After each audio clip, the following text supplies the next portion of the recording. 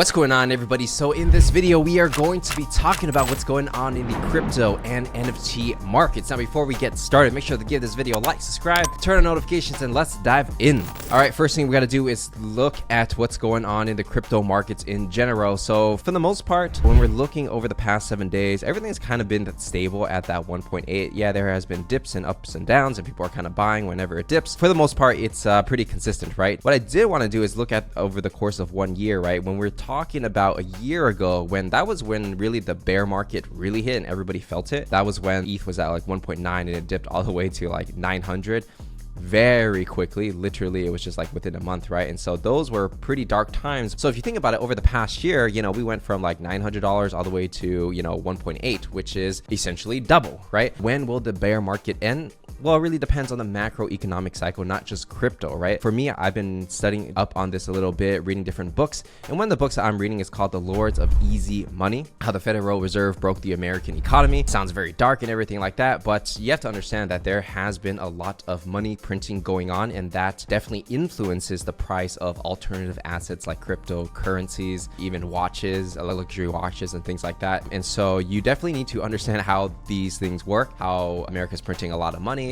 what the interest rates for that money is. And then you also got to pay attention to something called the Federal Open Market Committee, which happens every 6 weeks, where they announce different percentage of interest rate. Now I'm not going to go in depth of like what this means and how it influences everything, but just know that the interest rates at which banks can borrow money definitely influences where the money flows in different assets. So I just want to give you a high level perspective on that, but if you want to learn more, check out the book The Lords of Easy Money. Now getting into the NFT news, the first piece of news we got to cover is our friends over at Valhalla. So recently they announced this thing called a Battle Pass. Obviously Valhalla takes heavy inspiration from gaming, right? So obviously they're going to call it the Battle Pass, but essentially it is a form of staking or getting people to unlist their NFTs so that the floor price is more stable or potentially can be higher and people are not thinking of wanting to sell. So I actually have two Vals over here. Shout out to the bald DAO, people who have the bald Valhallas, and this female over here. Essentially how it works is like you select the avatar. So I've been staking these and it's been a few days now, and over time you're gonna level up, and the whole point of this is that when you level up, you're gonna reach these points. Level 14, rank 2 increases reward odds. These level up system, right? When I'm looking at this from outside perspective, right, I do hold a couple of Vals, right? Not a lot, but just give you my honest opinion. This is really cool. It is very impressive. The aesthetics of the whole staking system is definitely better than most projects, to be honest. But really the most important part that people need to pay attention to is what is going to be this unlock. What are these rewards going to be? And so everyone's kind of looking for the carrot at the end of the stick, right? Basically, depending on what these rewards are will directly influence the floor price, right? So even though this is all nice,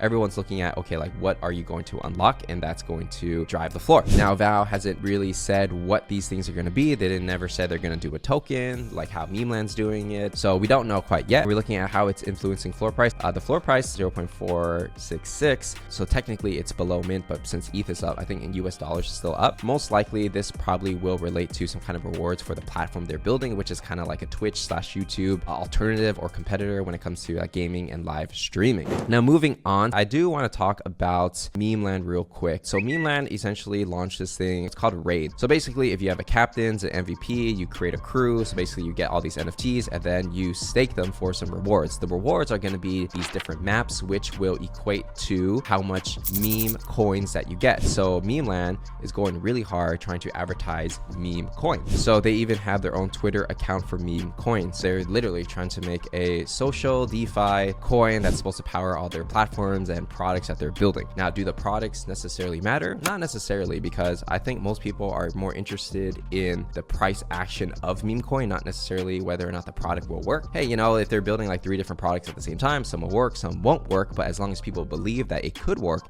then that's pretty much where the price action comes from.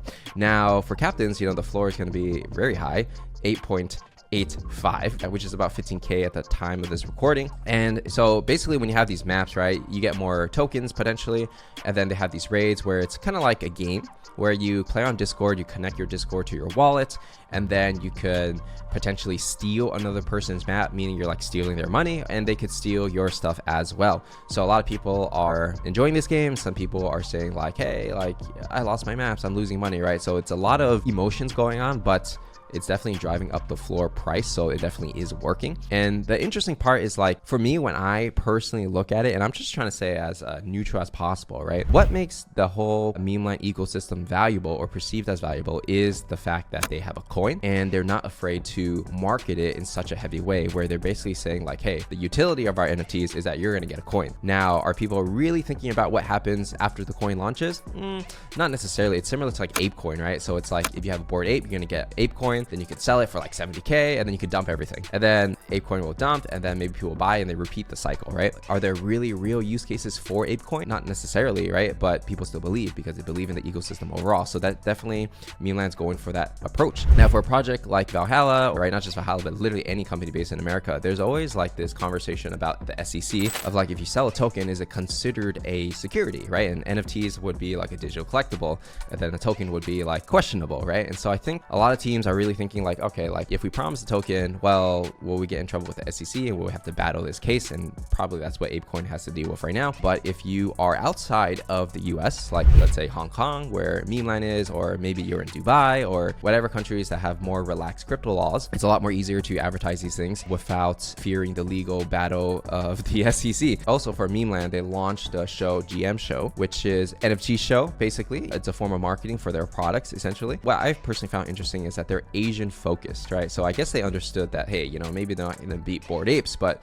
they could be the Bored Apes of Asia, right? And so they even say like the ABCs of the GM Show: Asian focused, builder friendly, cool vibes only. Great. So far, they're doing a pretty good job when it comes to maintaining attention, and then we'll see where Memecoin goes. All right, next project that we are going to be talking about is going to be Star Wars. So Disney, which owns Star Wars, is going to be launching an NFT collection, and they're collaborating with Cryptoys. So I looked into Cryptoys, and Cryptoys is a startup. Essentially, they built all this tech and they had their own IP, but I don't think their older IP was selling. So then they pivoted towards B2B, and they're just putting basically different IPs like Star Wars on top of it, and they're trying to sell like $40 NFTs. And the whole idea is they're going to try to sell 30,000 boxes. There's going to be different rarities, and then you have this pack that you can unlock, which you can use in a metaverse world, and they're building this whole metaverse thing. So the way I look at it when I'm looking at the website, it's pretty basic, you know, it's really the Star Wars IP carrying it. You know, people who love Star Wars are going to buy this because it's a digital collectible, right? And my personal guess, and it's just a guess, is that they probably looked at what Vivi was doing. So Vivi did a similar strategy, but with Batman, RoboCop, and like, you know, these kind of IPs.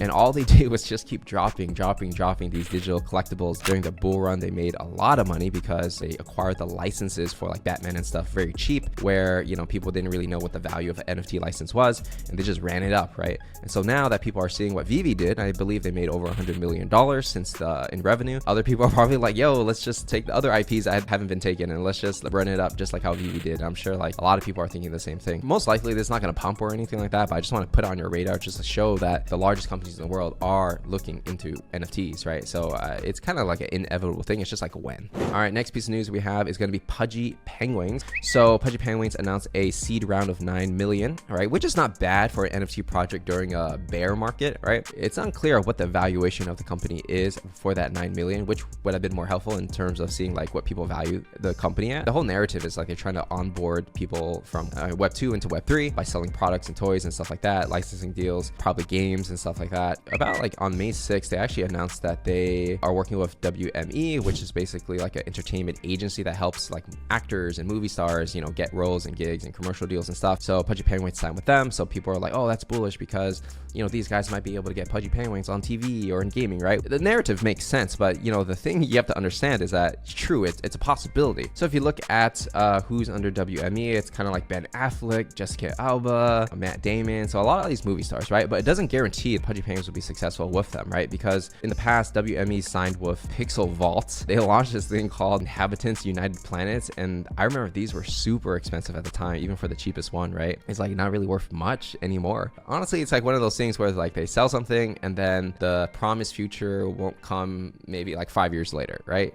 And everybody just kind of forgets. So they're signed with WME, but I don't see this particular, you know, these planets in any movies, right? Not that I see. So, I mean, at the time, it was quite innovative to be signing with WME because I was like, oh my God, like Web 2's coming in, but then nothing happened, right? The next piece of news we have is Line is going to be revealing 5 gamer-first NFT games releasing in 2023. So this year, going on the website, basically they're selling this pass called the Game Dossier membership. There's going to be a gold version and platinum version. I'll let you read that for yourself. So the games are going to be Sweet Monster, which is a casual browser game. game, VLO, which is kind of like a PC and Mac game, Kyros, which is more of a mobile game. Off the bat, you can't really tell exactly what these games are going to be or how exactly if it's going to be good, but they are selling a pass. They're just kind of saying like what you get if you're part of the membership. But it's interesting, right? Because Line obviously is like a pretty large messenger app, like a super app, and they're moving into the NFT space. So like, dude, everyone's moving into NFT space. Like if it's not clear yet, hopefully now it's clear after this video. I mean, for gaming, I get it, right? Because once games start to figure out how to just integrate NFTs into the game without really calling it NFT, then it's kind of game over, right? Because they could start selling assets, and the whole narrative of like, hey, I could buy asset and sell it for the same price I bought it or even more, that's going to proliferate. I'm not sure if the price is going to pump a lot for this, especially during the bear market. It's interesting just to see a larger company moving into the space with these games. Now, some of these games, if you do look at it, you know, they don't look super impressive, you know what I mean? But then again, you know, sometimes it's like the very simple games that make a lot of money, right? So, you know, who am I to say? That's pretty much it for this video. If you enjoyed it, make sure to give it a like, subscribe, turn on notifications. I'm going to see you in the next one.